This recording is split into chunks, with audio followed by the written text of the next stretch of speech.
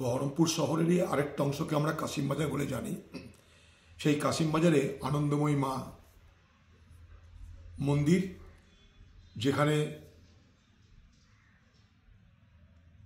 শ্রদ্ধাবান মানুষেরা দেবী মাতার কাছে যান।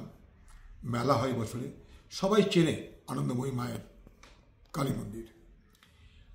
সেই আনন্দময়ী মায়ের মন্দিরে একটা জঘন্য ঘটনা ঘটেছে, যেখানে স্থানীয় একজন ব্যক্তি, শোনা যাচ্ছে তার মানসিক ভারসাম্য নেই, সেই মন্দিরে প্রবেশ করে সেই দেবীর উপরে আঘাত করে দেবী মূর্তির ক্ষতি করেছে এবং সেই কারণে এলাকার মানুষের মধ্যে অত্যন্ত ক্ষোভ,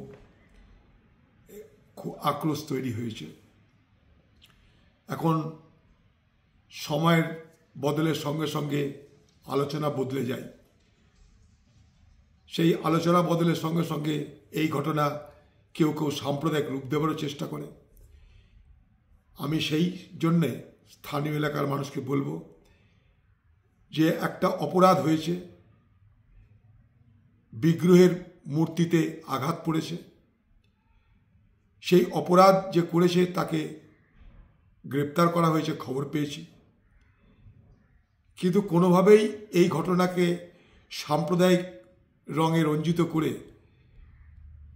যেন আমরা আমাদের মধ্যে বিভাজিত না হই, শুধু এইটুকু অনুরোধ করার জন্যই আমি নিতান্ত বাধ্য হয়ে আজকে আমার কথাটা জানালাম।